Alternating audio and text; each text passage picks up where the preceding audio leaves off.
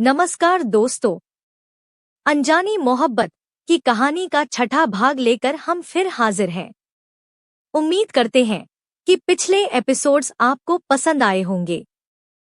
पिछले एपिसोड्स के लिंक आपको डिस्क्रिप्शन बॉक्स और आई बटन्स में मिल जाएंगे। चलिए शुरू करते हैं आगे की कहानी।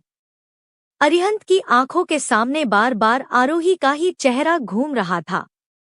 वो मासूमियत, वो बेबसी और उसकी खूबसूरती। सोचते सोचते उसके मन में एक कसक उठी। काश हमारी पहली मुलाकात ऐसे दुख भरे माहौल में न हुई होती, तो शायद आज मैं कुछ और ही ख्वाब बुन रहा होता। लेकिन अभी नहीं, फिलहाल तो उसे मेरे सहारे की जरूरत है। अगली सुबह एक नई शुरुआत का इशारा लेकर आई।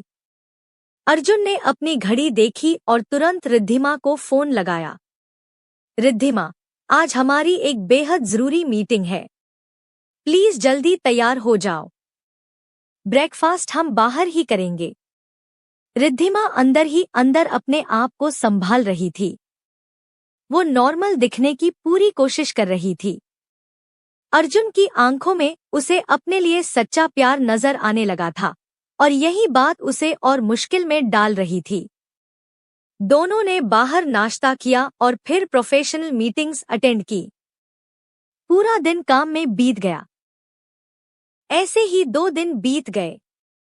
रिद्धिमा और अर्जुन ने कनाडा में अपना काम पूरा किया और अब वे वापस लौटने के लिए तैयार थे। उधर ओबेरॉय मेंशन में आरोही भी अब पूरी तरह अपने दुख से उबरने की कोशिश में लगी थी। अरिहंत उसकी हर छोटी बड़ी जरूरत का ध्यान रख रहा था, उसे अकेला महसूस नहीं होने दे रहा था। पर शायद आरोही को अब अरिहंत के घर में रहना बोझ लगने लगा था। वो जाने का मन बना चुकी थी। सुबह नाश्ते की टेबल पर उसने अरिहंत और उसकी फैमिली की तरफ देखते हुए कहा, आप सबने मेरी इतनी मदद की है, मेरे पास शुक्रिया अदा करने के लिए शब्द नहीं है। पर अब मुझे अपने घर जाना होगा। मैं ऐसे आप सब पर और बोझ नहीं बन सकती। प्लीज अब मुझे इजाजत दीजिए। अरिहंत को यह बात बिल्कुल अच्छी नहीं लगी। वह तो आरोही को अब अपने परिवार का हिस्सा मान चुका था।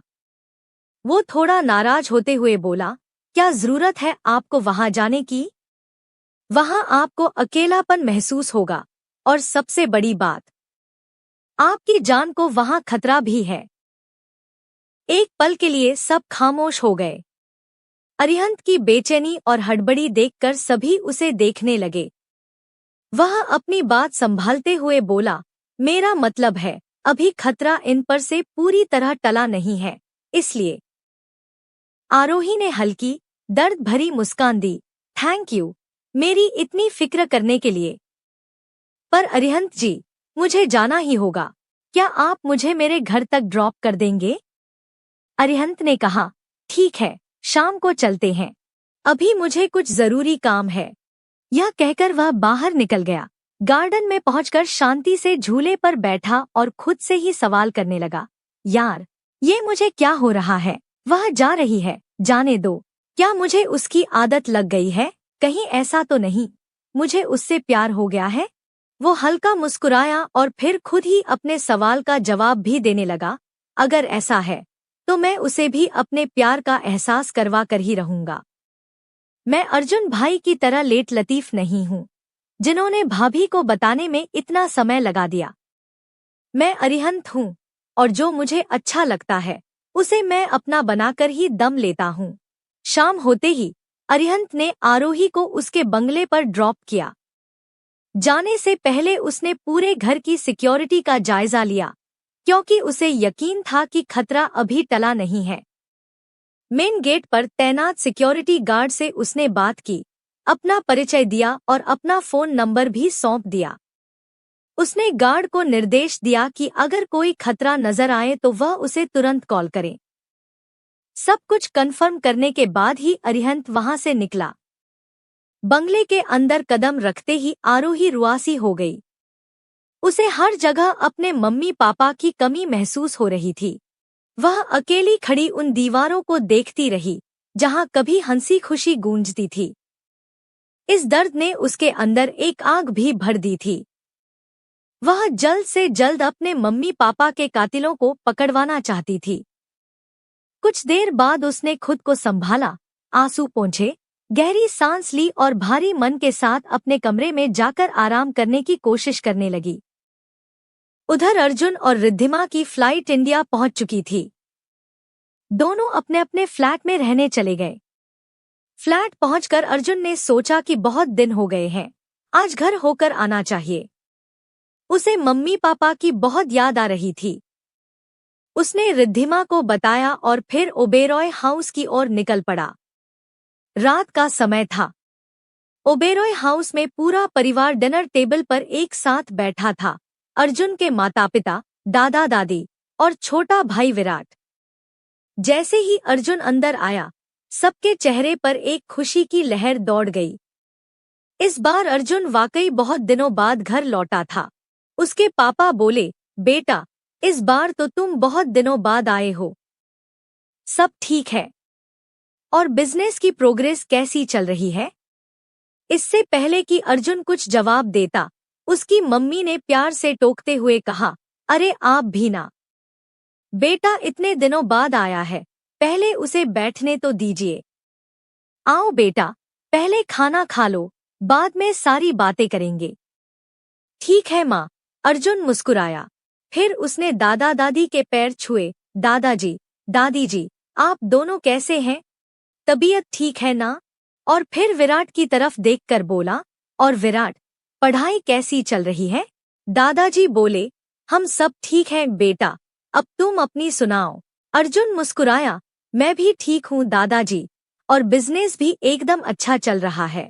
सब लोग आराम से खाना खा रहे थे, लेकिन दादाजी काफी देर से एक बात नोटिस कर रहे थे कि आज अर्जुन कुछ ज्यादा ही खुश लग रहा था। आखिरकार वह मुस्कुराते हुए बोल ही पड़े, बेटा अर्जुन, बताओ, कौन है वो जिसने हमारे अर्जुन को इतना खुश करके रखा है? वरना तो हम अपने पोते के चेहरे पर एक मुस्कान देखने को तरस जाते थे। दादाजी की बात सुनते ही अर्जुन के हाथ खाने की प्लेट पर ही थम गए। टेबल पर एक पल के लिए खामोशी छा गई। सब लोग हैरानी से दादाजी की तरफ देखने लगे। ये क्या कह रहे हैं आप, पिताजी? अर्जुन के पापा सुरेश बोले। दादाजी हल्की सी शरारती मुस्कान के साथ बोले, सुरेश, जितना समय तूने अर्जुन को बचपन से दिया है, उससे कहीं ज्यादा समय उसने मेरे साथ बिताया है। इसलिए तुमसे ज्यादा मैं उसके बारे में जानता हूँ। और हाँ, मैं इसका दादा हूँ, मतलब तेरा बाप। इस बात पर पूरा परिवार जोर से हंस पड़ा, लेकिन इन सबके बीच अर्जुन और ज्यादा नर्वस हो गया। दादाजी ने फिर मजाकिया अंदाज में कहा, तो बेटा अर्जुन, बताओ, कौन है वो लड़की? हम सब जानना चाहते हैं। अर्जुन ने शर्माते हुए कहा, दादाजी, ऐसी कोई बात नहीं है। मैं तो बस इसलिए खुश हूँ क्योंकि इतने दिनों के बाद आप सबसे मिला हूँ।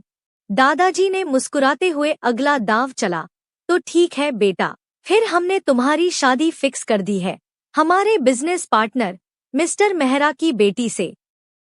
लड़की बहुत अच्छी है, और वैसे भी जब तुम्हारी नजर में कोई लड़की नहीं है, तो तुम्हें इस रिश्ते से कोई एतराज नहीं होगा। अर्जुन तो पहले से ही नर्वस था। दादाजी की बात सुनते ही उसके चेहरे का रंग उड़ गया। उसके हाव भाव देखकर पूरा परिवार जोर जोर से हंसने लगा। दादी ने प्यार से उसके सिर पर हाथ फेरा और बोली, अरे पगले, हम बस मजाक कर रहे थे।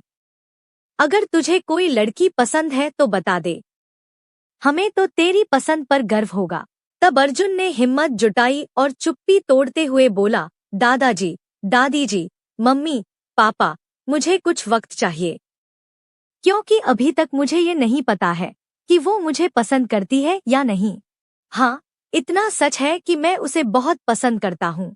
उसने आगे बताया, उसका नाम रिद्धिमा है, रिद्धिमा सिन्हा, और वह एक साधारण परिवार से है। वह इस शहर में अकेली रहती है। हमारी मुलाकात अचानक हुई थी और इस समय वह मेरी ही कंपनी में काम करती है। हाल ही में हम दोनों कनाडा बिजनेस टूर पर भी गए थे।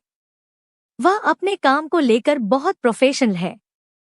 अर्जुन सारी बातें एक ही सांस में बोले जा रहा था, लेकिन उसने जानबूझकर रिद्धिमा की शादी और सनी के बारे में कुछ भी नहीं बताया। वो चाहता था कि इस चैप्टर को पहले वह खुद पूरी तरह क्लोज करे। रिद्धिमा ने अभी तक अर्जुन को ये नहीं बताया था कि वह इस रिश्ते को आगे बढ़ाना चाहती है या नहीं। यही वजह थी कि अर्जुन ने भी पूरी सच्चाई अपने परिवार से छिपाए रखी। वह सही वक्त का इंतजार कर रहा था। तभी उसकी मम्मी बोली, बेटा, कल रिद्धिमा को डिनर पर इनवाइट करो, हम सब उससे मिलना चाहते हैं। अर्जुन थोड़ा घबरा गया, पर मम्मी, मैं उससे क्या कहूँगा? मम्मी मुस्कुराई, वो तुम्हारी प्रॉब्लम है, हमें तो बस उससे मिलना है। जी मम्मी, कहते हुए अर्जुन सबकी नजरों से बचता हुआ अपने कमरे में चला गया। खुश तो वो भी था कि बिना ज्यादा कुछ कहे ही उसकी फैमिली ने इस रिश्ते को स्वीकार करना शुरू कर दिया था। बिस्तर पर लेटते ही उसके ज़हन में रिद्धिमा और उसके साथ बिताए गए नजदीकी पल घूमने लगे। बेचैनी बढ़ी तो उसने तुरंत रिद्धिमा को कॉल कर दिया। रात के 10:30 बज रहे थे। सच तो यह था कि नींद आज रिद्धिमा को भी नहीं आ रही थी, क्योंकि अर्जुन आज अपने घर में था और रिद्धिमा उधर फ्लैट पर अकेली थी। उसको आज खाली खाली सा लग रहा था। जैसे ही अर्जुन का फोन आया, रिद्धिमा ने रिसीव करते ही कहा, जी सर। अर्जुन ने धीमी आवाज में पूछा, रिद्धिमा जी, आप ठीक तो हैं? खाना खाया आपने?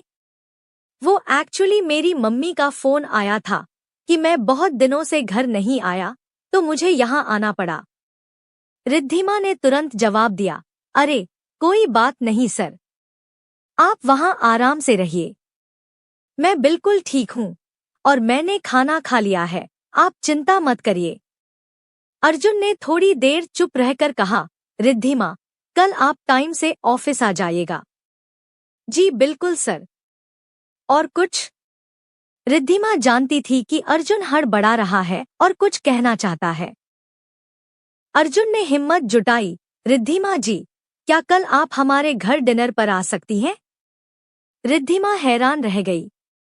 जी? क्या? मैं? जब अर्जुन को कुछ नहीं सूझा तो वो समझाते हुए बोला, असल में मैंने अपनी फैमिली को बताया कि मैं आपके साथ बिजनेस टूर पर कनाडा गया था। इससे पहले कभी कोई मेरे साथ बिजनेस टूर पर नहीं गया, तो उन सबको लग रहा है कि मैं बदल रहा हूँ, इसलिए सब आपसे मिलना चाहते हैं। उसने थोड़ी हिम्मत जुटाकर कहा, प्लीज कल आप ऑफिस से मेरे साथ ही निकलिएगा। रिद्धिमा ने फोन पर हाँ तो कह दिया, लेकिन अब घबराहट उसे सताने लगी थी। भला कोई इतनी बड़ी फैमिली यूं ही किसी मामूली सी एम्प्लॉय को डिनर पर क्यों बुलाएगी? कहीं ऐसा तो नहीं अर्जुन सर ने अपनी फैमिली को मेरे बारे में कुछ ज्यादा ही बता दिया हो? वो इस उधेड़बुन में थी कि कल क्या होने वाला है। कुछ पलों बाद उसने खुद को संभाला और सोचा, जो होगा देखा जाएगा। अभी सो जाना चाहिए, वरना कल ऑफिस में काम कैसे होगा। अपने आप से बात करते हुए वो सो गई। उधर अर्जुन भी कब नींद की आगोश में चला गया, उसे खुद पता नहीं चला। शायद ये सफर की थकान थी या शायद दिल की बात कह देने के बाद की राहत। अर्जुन तो सुकून से सो गया था, पर उधर अरिहंत की आंखों से नींद कोसों दूर थी। उसका दिल लगातार आरोही की चिंता में ही डूबा था। बेचैनी में उसने फिर से आरोही के सिक्योरिटी गार्ड को फोन किया, सब ठीक है? कोई गड़बड़ी तो नहीं?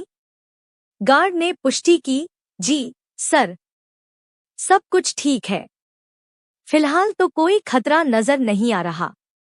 ये सुनकर अरिहंत भी निश्चिंत होकर सोने चला गया। लेकिन रात के लगभग 3 बजे हालात अचानक बदल गए। सिक्योरिटी गार्ड को कुछ गड़बड़ का एहसास हुआ। वह सतर्क होकर गार्डन की तरफ बढ़ा और अगले ही पल उसके होश उड़ गए। 2 नकाबपोश गार्डन की दीवार फांदकर अंदर आ चुके थे। गार्ड के तो हाथ पांव ही फूल गए, क्योंकि उस समय वो अकेला था और उन दोनों आदमियों के पास गन भी थी। उसे तुरंत अरिहंत को फोन करके सारी बात बताई। गार्ड की बात सुनते ही अरिहंत की तो जैसे सांस ही अटक गई। फोन कटते ही वह एक पल भी नहीं रुका। तुरंत उठा, चाबी उठाई और गाड़ी स्टार्ट करके आरोही को बचाने के लिए चल पड़ा। उधर वे दोनों नकाबपोश किसी के इशारे पर आए थे। उन्हें पूरी खबर थी कि आरोही जिंदा है और आज ही अपने घर लौटी है, क्योंकि वे लगातार उस पर नजर बनाए हुए थे। उनका इरादा आज आरोही को किडनैप करके ले जाने का था। इसी इरादे से वे दोनों आरोही के रूम की तरफ बढ़ रहे थे। आरोही, जो हल्की नींद में थी, एकदम से उनकी आहट पर जाग गई। जागते ही उसने देखा, एक नकाबपोश ने उसके माथे पर गन तान रखी थी और दूसरा चिल्ला रहा था, ए लड़की, उठो और चलो हमारे साथ। ज्यादा होशियारी दिखाई तो यहीं पर गोली मार देंगे। आरोही हड़बड़ा कर उठी। कौन हो तुम लोग और यहाँ क्या कर रहे हो? नकाबपोश बोला, हम वही हैं जिन्हें हमारे बॉस ने तुझे लाने भेजा है। पहले तो तू बच गई, लेकिन अब नहीं बचेगी। वह घबरा गई। उसके सामने वही कार ब्लास्ट वाला मंजर फिर से घूम गया। आरोही रोते हुए चीख पड़ी, मैंने क्या बिगाड़ा है तुम सबका? क्यों मेरे पीछे पड़े हुए हो? पहले मेरे मम्मी पापा को मार डाला और अब मुझे भी? नकाबपोश बोला, ये सब हमें नहीं पता। हमें तो बस तुम्हें किडनैप करने को बोला है।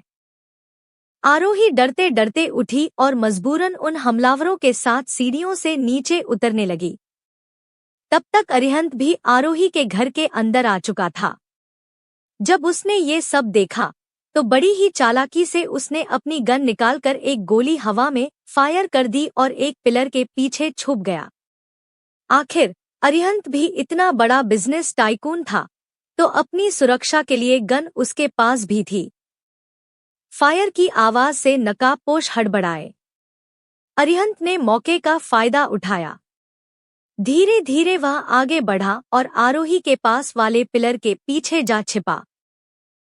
अचानक उसने पास पड़ी एक कुर्सी उठाई और पूरी ताकत से उस नकाबपोश पर दे मारी, जिसने आरोही पर गन तान रखी थी। वो नकाबपोश दूर जा गिरा। अरिहंत ने तुरंत आगे बढ़कर आरोही को अपनी आड़ में लिया और अपनी गन दोनों नकाबपोशों की ओर तान दी और गुस्से में दहाड़ा, बताओ, तुम्हें किसने भेजा है? वरना यहीं गोली मार दूंगा। दोनों नकाबपोश घबराकर उठे, आरोही को जोर से धक्का दिया और अंधेरे का फायदा उठाकर भाग निकले। तेज धक्का लगने से आरोही का संतुलन बिगड़ा और वह सीधा अरिहंत के ऊपर गिर पड़ी। वह डर के मारे कांप रही थी। अरिहंत ने मौके की नजाकत को समझते हुए सम्मान से कहा, सॉरी। आरोही तुरंत उठी और आंखों में आंसू लेकर बोली, थैंक्स अरिहंत जी, आपने फिर एक बार मेरी जान बचा ली। पर मैं अब दुनिया में कहीं भी सेफ नहीं हूँ, अपने घर में भी नहीं। वह रोने लगी तो अरिहंत गंभीर होकर बोला, एक जगह है जहां आप पूरी तरह सेफ हैं। आरोही ने कांपती आवाज में पूछा, कहां? अरिहंत ने दृढ़ता से कहा, मेरे घर में, मेरे साथ। आप मेरे साथ चलो और जब तक यह मामला पूरी तरह खत्म नहीं हो जाता, तब तक कहीं और जाने की जिद मत करिएगा। अरिहंत ने बड़े ही हक से आरोही का हाथ थामा और उसे अपने साथ ले जाने लगा। आरोही की आंखों में आंसू थे कि कैसे कोई अजनबी इतना अच्छा हो सकता है, जो हर पल उसकी ढाल बनकर खड़ा था, और दूसरी तरफ इतनी खराब दुनिया, जो एक अकेली लड़की को जिंदा भी नहीं छोड़ना चाहती थी। वह अरिहंत के साथ वापस उसके घर आ गई। घर पहुंचकर अरिहंत ने सारी बात अपनी फैमिली को बताई, तो सब खुशी खुशी आरोही को अपने यहाँ रखने के लिए राजी हो गए। आरोही बेहद थकी हुई थी, तो अपने कमरे में जाते ही बेड पर सो गई। अरिहंत को अचानक ख्याल आया, यार, इसने तो कुछ खाया भी नहीं होगा। ये सोचकर वह खाने की प्लेट लेकर उसके रूम तक गया। दरवाजा खटखटाया पर कोई जवाब नहीं आया। दरवाजा थोड़ा खुला था। वह धीरे से अंदर गया तो देखा कि आरोही सो गई थी। उसकी मासूमियत पर अरिहंत का दिल पिघल गया। उसने मन ही मन ठान लिया, अब इस लड़की की मदद करना मेरी जिंदगी का मिशन है, क्योंकि मैं अब और आंसू इसकी आंखों में नहीं देख सकता। अरिहंत कुछ देर तक आरोही को ऐसे ही देखता रहा। फिर उसने प्यार से उसे ब्लैंकेट ओढ़ाया और खाने की प्लेट वहीं मेज पर रखकर जाने लगा। तभी अचानक मेज से उसका पैर टकरा गया और मेज पर रखा कांच का गिलास नीचे गिरकर टूट गया। आवाज सुनते ही आरोही चौंक कर जाग गई। आधी नींद आधा होश। उसको लगा फिर किडनैपर उसको किडनैप करने आ गए। वह रोने लगी और कहने लगी, प्लीज मुझे कुछ मत करो, मैंने तुम लोगों का क्या बिगाड़ा है। कमरे में बिल्कुल हल्की रोशनी थी, तो शायद वह अरिहंत का चेहरा ठीक से देख नहीं पाई, और सदमे की वजह से भी वह परेशान थी। प्लीज मेरे पास मत आना। वह अपने घुटनों में मुंह छुपा कर रोने लगी। अरिहंत को उसकी हालत पर दया आ गई। वह रुका, फिर धीरे से आरोही के पास आया और उसके चेहरे को अपने दोनों हाथों में भरकर बोला, आरोही जी, मैं हूँ अरिहंत। तुम्हें किसी से भी डरने की जरूरत नहीं है। प्लीज अपनी आंखें खोलो और मुझे देखो। आरोही ने धीरे से अपनी आंखें खोली तो अपने पास अरिहंत को देखकर वह थोड़ा निश्चिंत हुई और अचानक कसकर उसके गले से चिपक गई। शायद ये सुरक्षा का एहसास था कि एक यही शख्स है जो उसे हर खतरे से बचा लेगा। अरिहंत आरोही के इस अचानक रिएक्शन से एकदम फ्रीज हो गया, लेकिन अगले ही पल वह नॉर्मल हुआ और धीरे धीरे एक हाथ से आरोही के सर को सहलाने लगा। आरोही के कसकर गले लगने से अरिहंत के दिल में हलचल मच गई। उसकी धड़कनें बेकाबू होने लगी थी, क्योंकि सच तो यह था कि वह अब सिर्फ आरोही को पसंद ही नहीं बल्कि उससे प्यार करने लगा था। उस पल दोनों ही अपनी अपनी दुनिया में खोए हुए थे। थोड़ी देर में अरिहंत को फील हुआ कि आरोही उसकी बाहों में ही सो गई है। उसने बेहद धीरे से आरोही को बेड पर लिटाया, उसे कंबल ओढ़ाया और कमरे से बाहर जाने लगा। फिर उसने सोचा कि कहीं आरोही अंधेरे में फिर से ना डर जाए। इसलिए वह वापस अंदर गया, कमरे की लाइट जलाई और चुपचाप रूम से बाहर चला गया।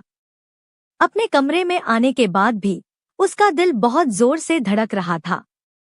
मन में उथल पुथल थी। एक तरफ मन में आरोही के लिए बढ़ता आकर्षण था, पर दूसरी तरफ उसकी हालत पर चिंता। उसने खुद को शांत करने की कोशिश की, यह जानते हुए कि अब आरोही उसके घर में सुरक्षित है। वह आखिरकार बेड पर लेट गया और नींद में खो गया। अगली सुबह अर्जुन हमेशा की तरह ऑफिस के लिए तैयार हो गया। नाश्ता करने के बाद जैसे ही वह निकलने लगा, दादाजी ने दरवाजे पर ही उसे रोक लिया। वो मुस्कुराते हुए बोले, सुन बेटा, आज बहू के बिना इस घर में कदम मत रखना। अर्जुन तुरंत थोड़ा झल्ला उठा, अरे दादाजी, मैंने कहा ना, अभी मुझे खुद नहीं पता कि वह क्या सोचती है, इसलिए आप लोग भी प्लीज उससे कुछ मत कहिएगा। बस एक आउटसाइडर की तरह ही ट्रीट कीजिएगा। तब तक उसकी मम्मी बोली, अरे मेरे बेटे को कोई रिजेक्ट कर दे, ऐसा तो हो ही नहीं सकता। अरे मम्मी, अब आप तो रहने ही दो, अर्जुन झेंपते हुए बोला। पर इस हल्की फुल्की नोक झोंक के बीच सच तो यही था कि अर्जुन भी यही चाहता था कि रिद्धिमा जल्द से जल्द इस घर में हमेशा के लिए आ जाए। यही सोचते सोचते वह ऑफिस के लिए निकल गया। इधर रिद्धिमा को पता था कि आज अर्जुन सर के घर डिनर पर जाना है, तो वह सिंपल सा लेमन कलर का अनारकली सूट पहनकर आई थी। उसने ये सूट पहली बार पहना था। लंबे काले बाल, जिनमें हल्का सा क्लेचर लगा हुआ था, माथे पर स्टोन की बिंदी और होठों पर पिंक शेड की हल्की सी लिपस्टिक। आज तो रिद्धिमा एकदम कहर ही ढा रही थी। उसने दरवाजा खटखटाया। May I come in, sir? Yes please. Arjun ने जैसे ही रिद्धिमा को देखा, वह देखता ही रह गया। वो मन ही मन बुदबुदाया, जी करता है तुम्हें अभी के अभी अपनी दुल्हन बनाकर ले जाऊं और अपनी बाहों में समेट लूं। रिद्धिमा को अर्जुन की निगाहों से थोड़ा अनकंफर्टेबल फील हो रहा था, क्योंकि वो जानती थी कि अर्जुन के मन में उसके लिए क्या फीलिंग है। फिर भी वह नॉर्मल रहने की कोशिश करते हुए बोली, सर। सर। 2 बार कहने पर अर्जुन जैसे होश में आया और झट से बोला, गुड मॉर्निंग। पता नहीं क्यों, एक पल के लिए दोनों के होठों पर हल्की सी मुस्कुराहट आ गई, जिसे दोनों ने तुरंत छुपा लिया। अर्जुन धीरे से बुदबुदाया, यार, क्या जरूरत थी इसको इतना बंठन के आने की? ऑफिस में अब मैं काम कैसे कर पाऊंगा? मेरा सारा ध्यान तो यही चुरा लेती है। मेरे बिजनेस का क्या होगा? खैर, रिद्धिमा ने एक फाइल आगे बढ़ाई और बोली, सर, ये आज का शेड्यूल है, प्लीज देख लीजिए। मैं चलती हूँ। रिद्धिमा जैसे ही जाने लगी, अर्जुन ने उसे टोका, आपने नाश्ता किया, रिद्धिमा? वह जाते जाते रुक गई, तो अर्जुन ने अपनी कुर्सी से उठकर कहा, अब मैं आपके फ्लैट के पास नहीं रह रहा हूँ, तो क्या मुझे यह पता नहीं होगा कि आप बिना कुछ खाए ही आ गई हैं? जाइए, पहले कुछ मंगा कर खा लीजिए, फिर काम स्टार्ट करिएगा। रिद्धिमा को यह सुनकर अच्छा लगा कि अर्जुन उसका इतना ख्याल रखता है। वह ओके सर कहते हुए उसके कैबिन से चली गई। रिद्धिमा के जाते ही अर्जुन अपनी कुर्सी पर पीछे टेक लगाकर बैठ गया और सोचने लगा, यार, ये मुझे क्या हो रहा है? मैं तो इसके पीछे पागल हुआ जा रहा हूँ। फिर वह रिद्धिमा के साथ बीते नजदीकी पलों को याद करने लगा। अब तो बेचैनी और भी ज्यादा बढ़ गई। वह खुद से ही बोला, अब तो रिद्धिमा के बिना रहा ही नहीं जा रहा। किसी भी तरह सनी को ढूंढना होगा और उसे रिद्धिमा की जिंदगी से हमेशा के लिए दूर करना होगा। उसने खुद को संभाला, खैर, काम कर ले अर्जुन। शाम को रिद्धिमा को लेकर घर भी जाना है, बस घर में कोई नाटक न हो जाए। सुबह होते ही आरोही फ्रेश होकर नीचे आ गई। डाइनिंग टेबल पर सब उसी का इंतजार कर रहे थे। जैसे ही वह आई, अरिहंत की मां ने प्यार से पूछा, बेटा, अब तबीयत कैसी है तुम्हारी? ठीक हूँ आंटी जी, आरोही ने धीमी आवाज में कहा और चुपचाप बैठ गई। बैठो बेटा, नाश्ता कर लो, अरिहंत की मम्मी बोली। सब नाश्ता करने लगे, लेकिन आरोही का चेहरा उतरा हुआ था और उसकी आंखें रुआसी थीं। उसे देखकर अरिहंत बोल पड़ा, अरे, आपकी आंखें इतनी सूजी हुई क्यों लग रही हैं? इतना सुनते ही आरोही का बांध टूट गया। उसे रात की खौफनाक घटना याद आ रही थी। वो रोते हुए बोली, क्या इस दुनिया में मेरे लिए कोई जगह सेफ नहीं है? अब तो जैसे मेरा मन ही भर गया है इस दुनिया से। अपने ही घर में मैं सेफ नहीं रही। इससे तो अच्छा होता मेरे माता पिता मुझे भी अपने साथ ले जाते। क्या करूं, कहाँ जाऊं मैं? आप लोगों पर भी कितने दिन बोझ बन के रहूंगी मैं? ये सुनकर अरिहंत की मम्मी बोली, बेटा, परेशान मत हो। ये भी तो तुम्हारा ही घर है और तुम यहाँ सेफ भी हो। आरोही ने आंसू भरी आंखों से उनकी ओर देखा, पर आंटी जी, कब तक? एक न एक दिन तो मुझे यहाँ से जाना ही पड़ेगा। और वो लोग जानते हैं कि मेरा कोई ठिकाना नहीं है, तो वो लोग मुझे फिर से किडनैप करने की कोशिश जरूर करेंगे। ये सुनकर अरिहंत को गुस्सा आ गया। वह सख्त आवाज में बोला, अब कोई तुम्हें छू भी नहीं सकेगा, आरोही। किडनैप करना तो बहुत दूर की बात है। अब अपने मन से हर डर निकाल दो। तुम यहीं रहोगी और पूरी तरह सेफ रहोगी। आरोही घबराकर बोली, नहीं अरिहंत जी, ऐसा नहीं हो सकता। अरिहंत ने उसे बीच में ही टोक दिया, तुम हमेशा यही रहोगी, हम सबके साथ। ये कहकर अरिहंत बिना कुछ खाए टेबल से उठकर चला गया। दरअसल अरिहंत को भी डर लग गया था कि कहीं आरोही उससे दूर ना हो जाए। अरिहंत के इस अचानक रिएक्शन से पूरा परिवार हैरान रह गया, पर उसकी माँ सब समझ रही थी। वह आरोही के पास आई और प्यार से कहा, बेटा, आप खाना खा लो और आराम करो। और हाँ, अब तुम यहीं रहोगी, हम सबके साथ, ठीक है? उन्होंने आरोही के सिर पर प्यार से हाथ फेरा और खुद भी नाश्ता करने लगी। इसी तरह दिन बीत गया और शाम ढलने लगी। उधर अर्जुन ने अपनी फाइल समेटी और कहा, चलिए रिद्धिमा जी, अब घर चलते हैं। गाड़ी में बैठते ही रिद्धिमा ने झिझकते हुए पूछा, सर, एक बात पूछूं? सब लोग आखिर मुझसे क्यों मिलना चाहते हैं?